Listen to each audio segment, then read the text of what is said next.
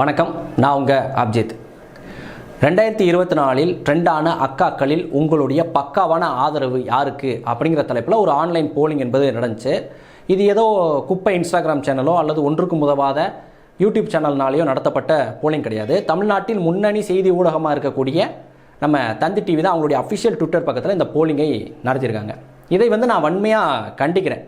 ஏன்டா எவ்வளவோ சமூக பிரச்சனை இருக்கும்போது இது குறித்து பேசிகிட்டு இருக்காங்களே அப்படின்னா அப்படிலாம் கிடையாது. அதெல்லாம் அனாவசியமான விஷயம். நான் ஏன் இந்த போலிங்கை கண்டிக்கிறேன் அப்படின்னா, இப்போ ரீசெண்டாக ட்ரெண்டான நம்ம பலூன் அக்காவையும் பீரோ அக்காவையும் இந்த போலிங்கில் அவங்க விட்டுட்டாங்க. இது உண்மையிலே வன்மையாக கண்டிக்கக்கூடிய விஷயம்.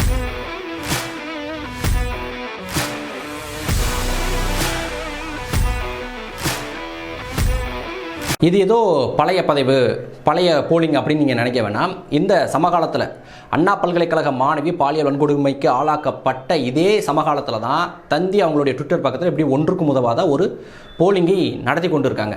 இது வரைக்கும் சமூக வலைதளங்களை சுற்றி கொண்டிருந்த இந்த குப்பைகளை அள்ளி கொண்டு போய் பொதுமக்கள் தலையில் கொட்டக்கூடிய வேலைகளை இந்த மெயின்ஸ்ட்ரீம் மீடியாக்கள் பண்ண ஆரம்பிச்சிருக்கு. இதெல்லாம் வெட்கக்கேடான ஒரு விஷயம். அண்ணா பல்கலைக்கழக மாணவி பாலியல் வன்கொடுமைக்கு ஆளாக்கப்பட்டிருக்காங்க, இது குறித்து பேசு பொருளாக்குங்க, இது குறித்து மிக நீண்ட விவாதங்களை நடத்துங்க அப்படின்னு சொல்லி சமூக வலைதளங்களில் பெண்ணியவாதிகளும் மனித உரிமைவாதிகளும் மாணவர்களும் அழுத்தம் கொடுத்து கொண்டு இருக்கக்கூடிய இந்த காலகட்டத்தில் இந்த மெயின்ஸ்ட்ரீம் மீடியாக்கள் நேற்றைய முன்தினம் என்ன மாதிரி விவாதங்கள் நடத்திக்கிட்டு இருந்தாங்கன்னா, ரெட்டலையை முடக்கிறது யார், அது யாருக்கு போகுது, ரெட்டலை இருந்தா என்ன இல்லைன்னா என்ன, இது ஒரு பிரச்சனையா, எத்தனை ஆண்டுகளுக்கு இது குறித்தே நீங்கள் பேசிக்கிட்டு இருப்பீங்க.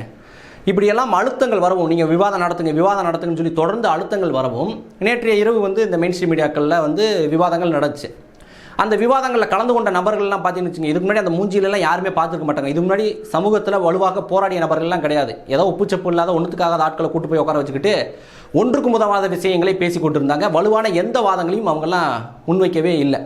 இது வரைக்கும் ஆளும் வர்க்கத்தை அழுத்தம் திருத்தமாக கேள்வி கேட்ட எந்த ஒரு பத்திரிகையாளரும் எந்த ஒரு சமூகத்தையும் அந்த விவாத நிகழ்ச்சியில் நீங்கள் பார்க்கவே முடியாது. இப்படி ஒரு பேருக்கு ஒரு விவாதத்தை நடத்திவிட்டு கடந்து போகக்கூடிய இந்த மெயின்ஸ்ட்ரீம் மீடியாக்கள் தான் இந்த குப்பைகளெல்லாம் அள்ளி கொண்டு போய் மக்கள் மத்தியில் கொட்டிக்கிட்டு இருக்காங்க. நான் தெரியாமல் கேட்குறேன், இது எதுக்கு இந்த மாதிரியான ஆட்களை நீங்கள் தொடர்ந்து ப்ரொமோட் பண்ணிக்கொண்டே இருக்கீங்க? இந்த டெய்லர் அக்கான்றீங்களே, முதல் இந்தியாவில் டெய்லரிங் மிஷினை கண்டுபிடிச்சது இவங்களா? இல்லை முதல்ல அந்த இவங்க ப்ளவுஸ் போகிறாங்களா, அந்த ப்ளவுஸை முதல்ல வடிவமைத்து கண்டுபிடித்தது இந்த பெண்மணியா? இதுக்கு முன்னாடி நம்ம தமிழ்நாட்டில் எந்த ஒரு பெண்மணியும் ப்ளவுஸ் போட்டு நீங்கள் பார்த்ததே இல்லையா? தோல் சிலை போராட்டம்ன்றது எவ்வளோ பெரிய வரலாறு மிக்க போராட்டம், அதுக்கு எவ்வளோ உயிர்கள் போயிருக்கு, எவ்வளோ கொடூரங்கள் நடந்திருக்கு. அப்படியான ஒரு விஷயத்தை வைத்துக்கொண்டு இவங்க ஒரு வியாபாரம் பண்ணிக்கிட்டு இருக்காங்க. அதுவும் வெக்கங்கெட்டு போய் நீங்கள் ட்ரெண்ட் பண்ணிவிட்டு அவங்களுக்கு ஒரு அக்கான்னு ஒரு பேர் வைத்துக்கொண்டு, என்ன இதெல்லாம் ஒரு மானக்கேடான விஷயம் தெரியல. அதே மாதிரி தான் இந்த ஜிம் அக்கா எக்ஸ்ட்ராலாம். ஏன் நீங்களாம் உடற்பயிற்சி கூடங்களுக்கு போகும்போது அங்கே பெண்கள் உடற்பயிற்சி செஞ்சதை பார்த்ததே இல்லையா? அப்படியே அவங்கள பிடிச்சி எல்லாரும் தொங்கிட்டு இருக்கீங்க. இந்த பெண்கள் எல்லோருமே ட்ரெண்ட் ஆவதற்கு ஒரே ஒரு காரணம், இவங்க எல்லாமே கவர்ச்சிகரமாக இருக்காங்க அப்படின்றது. இந்த சமூக வலைதளங்களில் இன்று ட்ரெண்ட் ஆவதற்கான அடிப்படை விஷயம், பெண்ணாக இருந்தால் கவர்ச்சிகரமாக இருக்க வேண்டும், ஆணாக இருந்தால் பைத்தியக்காரனாக இருக்கணும், பைத்தியக்காரத்தனமாக ஏதாச்சும் பண்ணணும். எப்படி பண்ணால் இவங்கெல்லாம் ஈஸியாக ட்ரெண்ட் ஆயிடலாம். எப்படி ஒரு கூட்டத்தை நம்ம உருவாக்கி வச்சிருக்கோம்னு பாருங்க. இத்தனை அக்காக்களை ஃபேமஸ் ஆக்கி வச்சிருக்கீங்கல்ல, இவ்வளோ பேர் இருக்காங்களே, இத்தனை பெண்கள் இருக்காங்களே, யாராவது இங்கே நடக்கக்கூடிய பாலியல் குற்றங்கள், இவங்களும் பெண் தானே, பெண்களுக்கு எதிராக நடக்கக்கூடிய பாலியல் குற்றங்கள் குறித்து குரல் கொடுத்துருக்காங்களா? எனக்கு தெரிஞ்ச யாரும் கொடுக்கல. அப்படி குரல் கொடுத்துருந்தா இந்த பைத்தியங்கள் அதையும் ட்ரெண்ட் ஆயிருக்கும். பார்த்தீங்களா இந்த அக்கா இதுக்கு எதிராக குரல் கொடுத்துட்டாங்கன்னு சொல்லி ட்ரெண்ட் பண்ணியிருப்பாங்க. அப்படி எதுவும் ட்ரெண்டிங் நடந்த மாதிரி எனக்கு தெரியல. எனவே இவங்க யாரும் குரல் கொடுக்கலன்னு நினைக்கிறேன். அப்படி எதுவும் குரல் கொடுத்துருந்தாங்கன்னா அதை போடுங்கப்பா, நாங்களும் தெரிஞ்சுக்கிறோம். இப்படி சமூகத்தில் எவ்வளவோ அவலங்கள் இருக்கும்போது அது குறித்தெல்லாம் பேசாமல், அதை ட்ரெண்ட் செய்யாமல், இந்த அதிகார வர்க்கத்துக்கு அழுத்தம் கொடுக்காம இந்த குப்பைகளை ட்ரெண்ட் பண்ணி என்னத்தை சாதிக்க போறீங்கன்னு தெரியல. தயவு செஞ்சு இது குறித்து பேசுங்க, இந்த பெண்களுக்காக பேசுங்கன்னு தான் உங்கள்கிட்ட மன்றாடி கேட்குறோம். இந்த அண்ணா பல்கலைக்கழக மாணவியினுடைய பிரச்சனையும் அந்த பெண்மணி தைரியமாக போய் வழக்கு கொடுத்தனால இந்த பிரச்சனை என்பது வெளியே வந்திருக்கு. இது இல்லைன்னா அதுவும் இருட்டடிப்பு செய்யப்பட்டிருக்கும். இப்போ ஒருத்தனை கைது பண்ணியிருக்காங்க. அவன் பார்த்தீங்கன்னா என்னை பொறுத்த வரைக்கும் ஒரு அறுப்பு கடை, அந்த அறுப்பு கடாவை அறுக்க போகிறாங்க, அது நல்லா தெரியுது. ஆனால் இந்த வழக்கு உண்மையும் நேர்மையாக முழுமையாக விசாரிக்கப்படும் அப்படின்ற நம்பிக்கை நேற்று அந்த ஐஏஎஸ் அதிகாரி நேர்காணல் கொடுத்தோன்னே எனக்கு போயிடுச்சு. இது நீ இந்த வழக்கு அவ்வளோ நேர்மையாக விசாரிக்கப்படாது அப்படின்ற மாதிரி தான் இருந்துச்சு. ஏன்னா நீங்கள் ஒரு பழைய விவேக் படத்தில் ஒரு நகைச்சுவை வரும். அதில் பார்த்தீங்கன்னா அவர் ஒவ்வொரு இன்டர்வியூ அட்டன் பண்ணிக்கிட்டே இருப்பார். அந்த மாதிரி அந்த ஒரு கடைசி இன்டர்வியூக்கு போவார். அப்போ போனோடனே அந்த உட்காந்துருக்க சீட்டில் உட்காந்துருக்கு கேட்பார், இப்போ தீ பிடிச்சிருச்சு நீ என்ன பண்ணுவேன் அப்படின்னோடனே, நான் உள்ளே போய் பார்த்தீங்கன்னா தீன்னு எழுதிருக்கும், ஒரு வாளியில் மண் இருக்கும், அதை கொண்டு கொட்டுவேன் அப்படின்னோடனே வாளி உடஞ்சி போச்சு, மண் கொட்டி போச்சு. எந்த செல்ஃபோன் இருக்குல்லங்க, அதில் ஃபோன் பண்ணி நான் ஃபயர் சர்வீஸ் வர வைப்பேங்க, செல்லுக்கு பில்லு கட்டலை அதனால் போகாது. நான் லிஃப்ட்டில் வேகமாக கீழே இறங்கி போய் அங்கே எல்லாத்தையும் வெளியே அனுப்புவேன், கரண்ட்டு பில்லு கட்டாதனால லிஃப்ட் வேலை செய்யாது. இல்லை வாட்ச்மேன் இருப்பார்ல, வாட்ச்மேனுக்கு கண்ணு தெரியாது அப்படின்னு சொல்லி மொட்டுக்கட்டத்தனமாக பேசிட்டே இருப்பார். அந்த மாதிரி தான் இருந்துச்சு நேற்று அந்த ஐஏஎஸ் அதிகாரி சொன்ன விஷயம். எங்கள் சிசிடிவி ஃபுட்டேஜ் நாங்கள் வச்சுங்க, சிசிடிவி வேலை செய்யலை. எப்படிங்க அந்த எஃப்ஐஆர் காப்பி வெளியே வந்துச்சு? அது தொழில்நுட்ப பிரச்சனை. சரி, யார்கிட்டயோ ஒரு சாருன்னு சொல்லி அந்த ஞானசேகரன்றவன் பேசினான்ல, அந்த சார் யாருங்க? அப்படிலாம் யார்கிட்டையும் பேசலாம், சும்மா மிரட்டுறதுக்காக பேசுகிறேன். அவனோட ஃபோன் வந்து ஃப்ளைட் மோடில் இருந்துச்சு. இதுக்கு மேலே அதில் நம்ம பேசுகிறதுக்கு ஏதாச்சும் இருக்கா? எது கேட்டாலும் சிசிடிவி வேலை செய்யலை, எஃப்ஐஆர் வந்தது தொழில்நுட்ப பிரச்சனை, அவன் வந்து ஃப்ளைட் மோடில் போட்டிருக்கான். ஃப்ளைட் மோடில் போட்டு போய் அவன் என்ன இன்டர்வியூ அட்டன் பண்ண போகிறான்? அவன் வந்து ஒரு திருட்டுத்தனம் பண்ண போகிறான். அவன் ஃப்ளைட் மோடில் போட்டு இப்படி வேலை பார்த்துட்டு போவான்ற அளவுக்குலாம் நம்ப முடியல. ஆனாலும் இந்த வழக்கின் போக்கு என்னவாக இருக்கும் அப்படின்றத தெரிஞ்சுங்க. எப்படி நம்ம தங்கை ஸ்ரீமதி வழக்கு நடந்துச்சோ, எப்படி ஒன்றுமில்லாமல் போச்சோ, இன்னைக்கு ஸ்ரீமதியினுடைய தாயார் வலையொலி ஒன்று வச்சிருக்காங்க. அதில் அந்த வழக்கு குறித்து தினந்தோறும் அந்த வலையொலியில் புலம்பி தள்ளிக்கிட்டு இருக்காங்க. நான் இணைப்பு இருந்தால் கீழே கொடுக்குறேன் பாருங்கள், அந்த தாயினுடைய கண்ணீரை பாருங்கள். அவங்க தினந்தோறும் வந்து புலம்பிட்டு இருக்காங்க. அந்த வழக்கு என்ன ஆச்சுன்னு இன்னைக்கு வரைக்கும் தெரியல. ஏன்னா அதுலேயும் இதே மாதிரி சிசிடிவி இல்லை, அது இல்லை, இது இல்லைன்னு சொல்லி ஒன்றுமில்லாமல் அந்த வழக்கு இப்போ போய்கிட்டு இருக்கு. இதெல்லாம் வந்து நம்மளுக்கு தெரிந்த பிரபலமான வழக்குகள். இதே சமகாலத்தில் இந்த 2-3 மாதங்களில் இன்னொரு கொடூரமான ஒரு வழக்கு இருக்குது. அது இங்கு பேசுபொருளாகவே ஆக்கப்படல, எந்த செய்தி ஊடகங்களையும் அதுவும் இல்லை. இந்த தமிழக அரசு ரொம்ப கொடூரமாக அந்த வழக்கில் சம்பந்தப்பட்டவர்களை கையாண்டுகிட்டு இருக்கு. அதாவது பாதிக்கப்பட்ட அந்த குடும்பத்தினரை. ஏன்னா ஒரு 10 வயது சிறுமி, சென்னையை சார்ந்த சிறுமி, 10 வயது சிறுமிக்கு ஒரு சல்லிப்பையை வந்து பாலியல் தொந்தரவு கொடுத்துட்டான். கொடூரமாக அந்த பெண்ணுடைய பாகங்கள்லாம் பாதிக்கப்பட்டு போச்சு, குழந்தையினுடைய பாகங்கள். வழக்கு எடுக்க மாட்டேன்றாங்க. இவங்க போய் அரசு மருத்துவமனையில் சேர்க்கும்போது அந்த அரசு மருத்துவர், மனசாட்சி உள்ள அந்த அரசு மருத்துவர் வந்து அழுத்தம் கொடுத்து, என்னங்க இவ்வளோ கொடூரமாக இருக்குது, நீங்கள் வழக்கு பதிவுன்னு சொல்லி அவர் அழுத்தம் கொடுத்த பிறகு வழக்கு பதிவு செய்கிறாங்க. அதன் பிறகும் அந்த காவலர்கள் இருக்காங்க இல்லையா, இந்த குழந்தையினுடைய பெற்றோரை வந்து துன்புறுத்தக்கூடிய வேலைகளை, அடிக்கக்கூடிய வேலைகளை, வழக்கை வாபஸ் வாங்க அப்படின்ற மாதிரி மிரட்டக்கூடிய வேலைகளை செஞ்சுருக்காங்க. இதை கவனித்த உயர்நீதிமன்றம் அந்த வழக்கை தானாக முன்வந்து எடுத்து அதை வந்து சிபிஐக்கு மாற்றணும் அப்படின்னு சொல்லும்போது, தமிழக அரசு சார்பாக என்ன போய் சொல்கிறாங்கன்னா, அப்போல்லாம் சிபிஐக்கு மாற்றக்கூடாது, நாங்களே விசாரிப்போம்ன்றாங்க. நீங்கள் உண்மையும் நேர்மையுமே விசாரிச்சுருந்தா எப்பயோ அந்த குற்றவாளி தண்டிக்கப்பட்டிருப்பான்ல. நீங்கள் வந்து இப்படி திருட்டுத்தனம் பண்ணவும் அந்த பாதிக்கப்பட்ட குடும்பத்தை அச்சுறுத்தவும் தானே இப்போ சிபிஐக்கு மாற்றணும்னு சொல்லி நீதிமன்றம் சொல்லுது. அதை எதிர்த்து வாராடுறாங்க.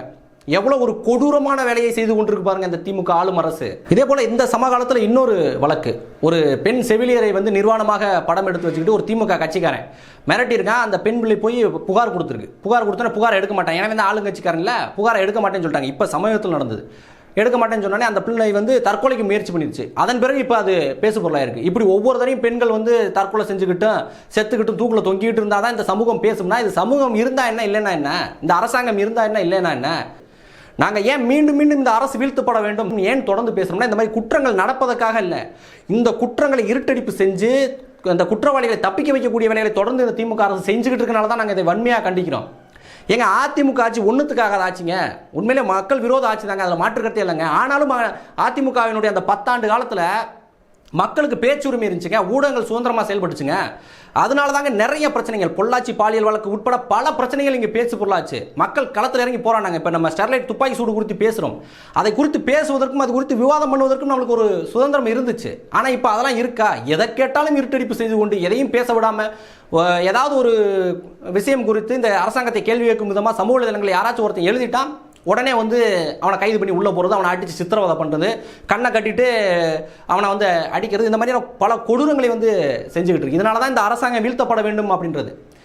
இந்த மாதிரியான கொடூரங்களை குறித்து எங்களை மாதிரி ஒரு சிறுபான்மை கூட்டம் வந்து பேசி எந்த பயனும் கிடையாது. இப்போ நாங்களாம் பேசினா எங்களுக்கு ஒரு முத்திரை குத்திடுவாங்க, இவன் இந்த கட்சிக்காரன், இவன் இந்த இயக்கத்தை சார்ந்தவன், எனவே வந்து காழ்ப்புணர்ச்சியில் பேசுகிறான் அப்படின்னு சொல்லி ஈஸியாக அதை கடந்து போயிடுவாங்க. இந்த பெரும்பான்மை சமூகம் இருக்குது பார்த்தீங்களா, இந்த சமூக வலைதளங்கள் ஆக்டிவாக கூடி இந்த பெரும்பான்மை சமூகம் இது குறித்து பேச வேண்டும், அழுத்தம் கொடுக்க வேண்டும், கேள்விகளை எழுப்ப வேண்டும். அப்போ தான் இவங்களுக்கு ஒரு அச்சம் வரும். எத்தனை முறை நான் இந்த ஜல்லிக்கட்டு போராட்டத்தை உதாரணம் சொல்கிறதுன்னு தெரியல.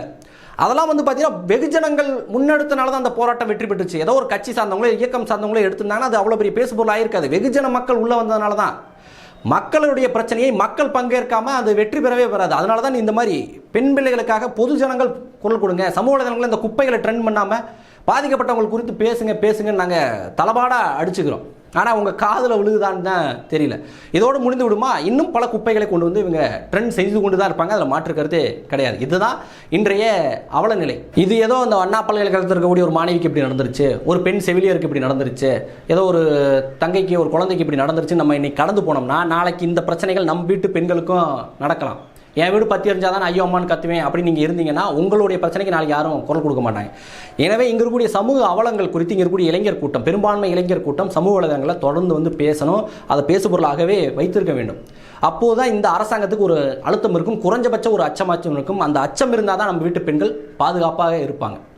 தொடர்ந்து வந்து நம்ம பணத்தை வாங்கி கொண்டு வாக்குகளை விற்று கொண்டு இருந்தால் அயோக்கியர்கள் தான் நீங்கள் ஆட்சி அதிகாரத்துக்கு வருவாங்க. அந்த அயோக்கியர்கள் இந்த ஆட்சி அதிகாரத்தை பயன்படுத்தி கொண்டு ஊழல் செய்வது, திருட்டுத்தனம் செய்வது, நம்ம வீட்டு பெண்கள் மீது கை வைப்பது போன்ற வேலைகளை செஞ்சுக்கிட்டே இருப்பாங்க. எனவே ஒரு சிறந்த வாக்காளராக நம்ம இருக்க வேண்டும், சமூக பொறுப்பு இருக்கக்கூடிய ஒரு இளைஞனாக இருக்க வேண்டும் அப்படின்ற பல கடமைகள் இருக்குது நம்மளுக்கு. அதை விட்டுவிட்டு நம்ம ஒன்றுக்கு முதமாத அக்கான்ற ஒரு அழகான வார்த்தையை கொச்சைப்படுத்தும் விதமாக சில சமூக குப்பைகளையும் அவலங்களையும் நம்ம ட்ரெண்ட் பண்ணி எதை சாதிக்க போகிறோம், எதையும் ஒன்றும் நம்ம சாதிக்க போகிறது கிடையாது, நம்மை நாமே அழிச்சுக்க போகிறோம் அப்படின்றதான் உண்மை.